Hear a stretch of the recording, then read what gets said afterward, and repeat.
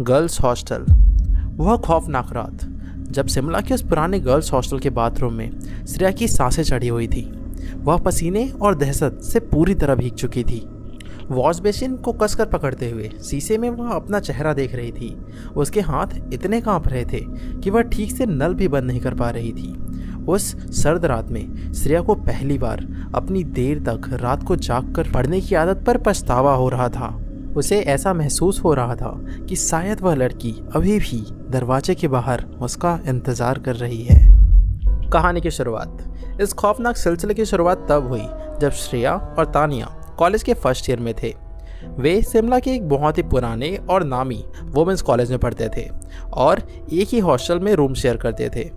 वैसे तो उनका कॉलेज पूरे शहर में अपनी खूबसूरती और पढ़ाई के लिए मशहूर था, लेकिन उस हॉस्टल की एक पुरानी इमारत से जुड़ी एक बेहद डरावनी कहानी थी। करीब 10 साल पहले इसी गर्ल्स हॉस्टल के 3rd फ्लोर पर फर्स्ट ईयर की एक बेहद शांत और होनहार लड़की की बालकनी से गिरकर मौत हो गई थी। किसी को समझ नहीं आया कि उसकी जान कैसे गई। शुरू में सबको लगा कि पढ़ाई के प्रेशर में उसने सुसाइड किया है, लेकिन पुलिस को न तो कोई सुसाइड नोट मिला और ना ही कोई सुराग। फिर आखिरकार वह फाइल बंद कर दी गई। लेकिन वक्त के साथ साथ हॉस्टल में खौफनाक अफवाह फैलने लगी कि उस 3rd फ्लोर पर अभी भी उस मरी हुई लड़की की रूह भटकती है। और इसी डर से हॉस्टल वार्डन ने 3rd फ्लोर के लोहे के गेट पर हमेशा के लिए एक भारी ताला जड़ दिया, जिसे केवल दिन के समय कभी कभार सफाई के लिए खोला जाता था। इस घटना के कई साल बाद श्रेया और तानिया उसी गर्ल्स हॉस्टल के 2nd फ्लोर पर रूममेट बनकर रहने आए। दोनों का रूटीन एकदम फिक्स था। श्रेया रात के सन्नाटे में पढ़ाई करना पसंद करती थी, जबकि तानिया वो तो 11 बजते ही सो जाती थी।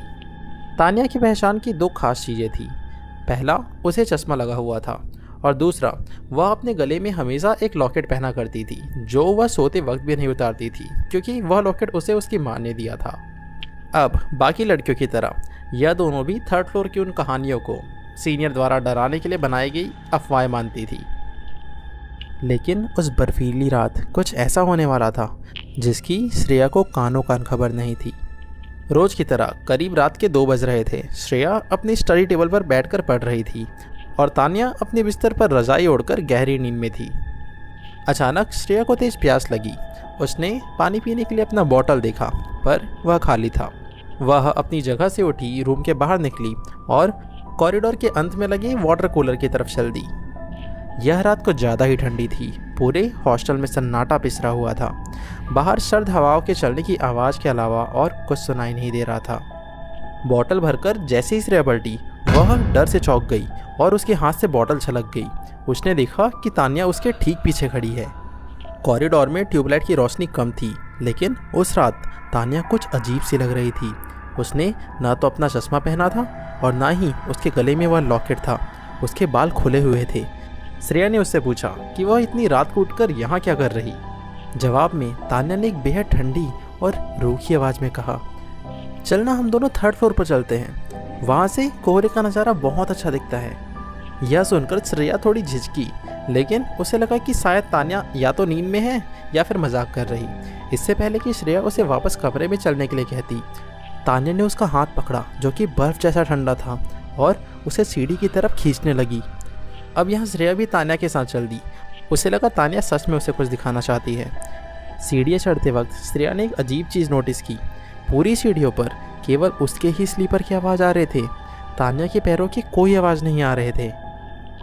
अब वह दोनों 3rd फ्लोर तक पहुँच चुके थे, पर हैरानी की बात यह थी कि हमेशा बड़े ताले से जकड़ा रहने वाला वह 3rd फ्लोर का लोहे का गेट उस रात पूरी तरह खुला हुआ था।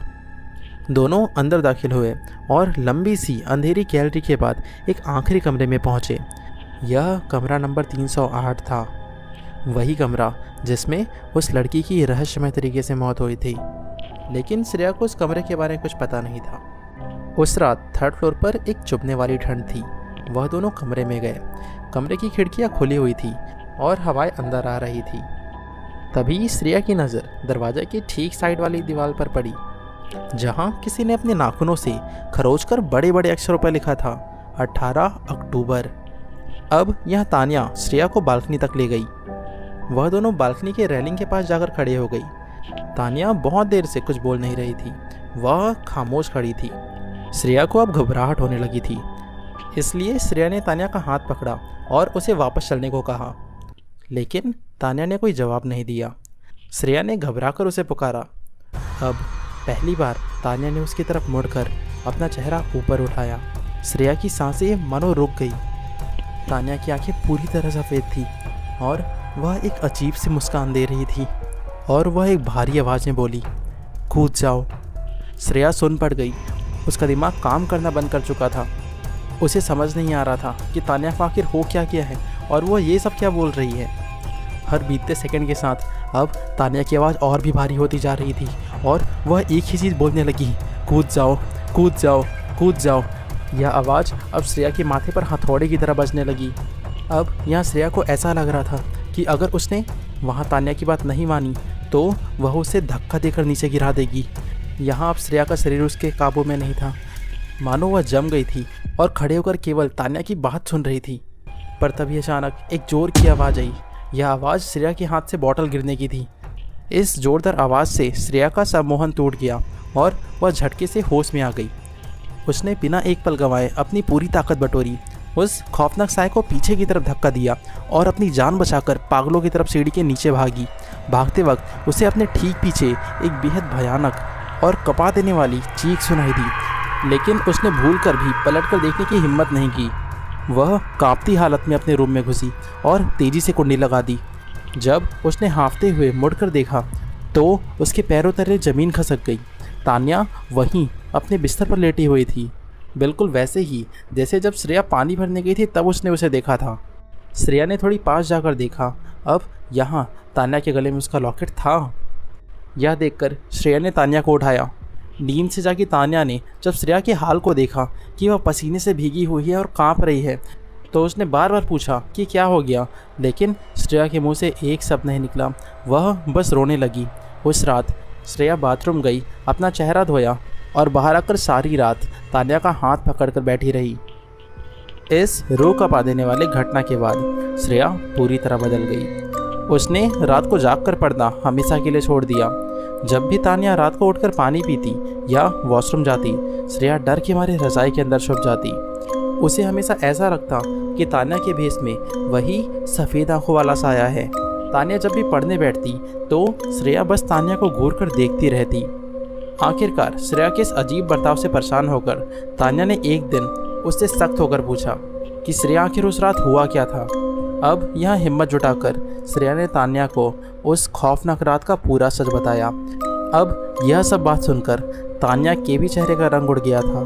तभी तान्या को ध्यान आया कि श्रेया ने जो दिन बताया, 18 अक्टूबर जो उस दीवार पर लिखा था, वह तो वो दिन था जिस तारीख उस लड़की की मौत हुई थी। अब वह दोनों समझ चुके थे कि जो भी किस्से, कहानी और अफवाहें वे अब तक इस हॉस्टल की सुनते आ रहे थे, वे कोई मनगढ़ंत कहानी नहीं बल्कि एक खौफनाक हकीकत थी। 3rd फ्लोर पर वाकई में उस मरी हुई लड़की की रूह अपना शिकार ढूंढती थी। उस दिन के बाद उन दोनों ने कभी भी 3rd फ्लोर की तरफ नहीं देखा, लेकिन अपनी ज़िंदगी में वे आज तक उस दिल दहला देने वाली रात को नहीं भूल पाए।